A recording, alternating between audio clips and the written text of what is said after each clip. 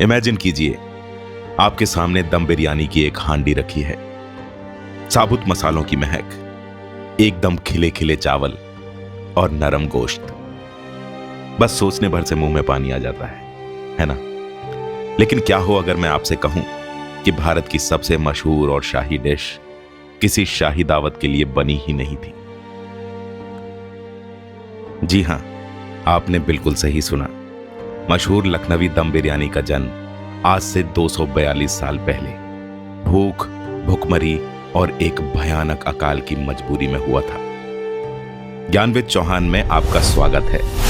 आज हम time machine में बैठकर 1784 के उस दौर में चलेंगे और जानेंगे कि कैसे एक बहुत बड़ी त्रासदी से इस कुलिनरी मास्टरपीस का जन्म हुआ।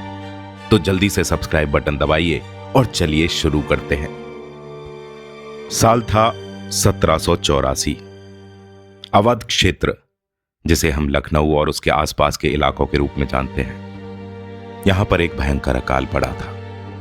नदियां सूख गईं, फसलें बर्बाद हो गईं और लोग भूख से मरने लगे। अमीर हो या गरीब, हर कोई दाने दाने को मोहताज था।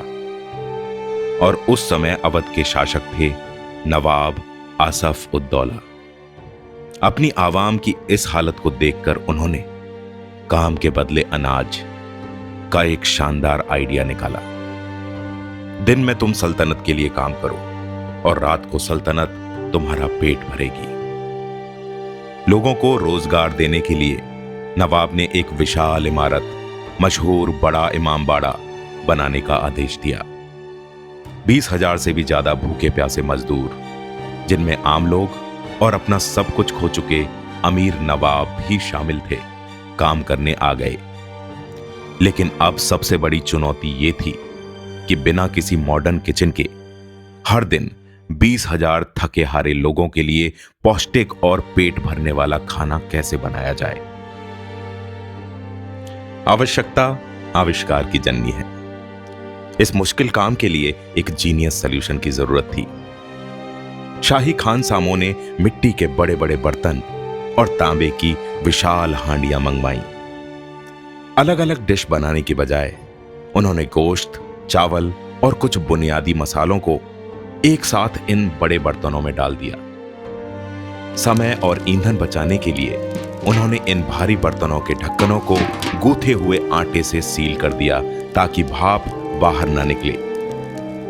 इसके बाद मजदूरों के काम करने के दौरान इन हांडियों को धीमी आंच पर घंटों तक पकने के लिए छोड़ दिया गया।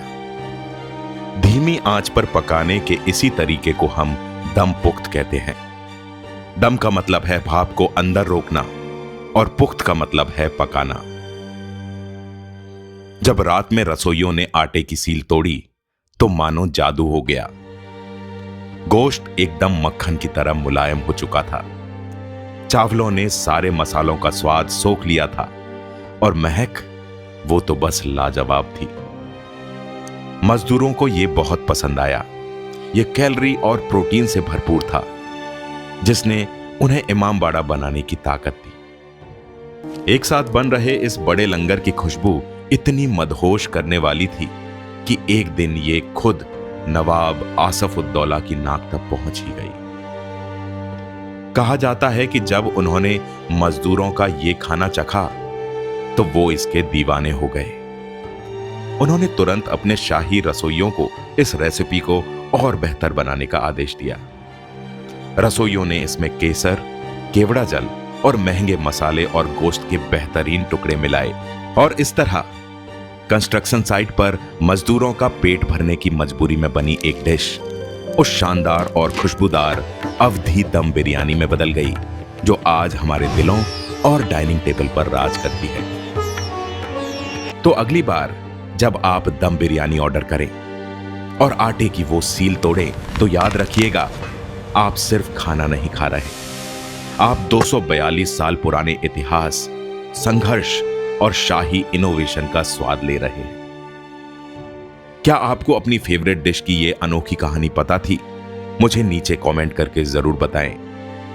आपके हिसाब से कहां की बिरयानी बेस्ट है, लखनऊ, हैदराबाद या कोलकाता? अगर आपको ये कहानी पसंद आई तो लाइक बटन जरूर दबाएं। इस वीडियो को अपने बिरयानी लवर दोस्तों के साथ शेयर करें और इतिहास की ऐसी ही शानदार कहानियों के लिए ज्ञानविद चौहान को सब्सक्राइब करना ना भूलें।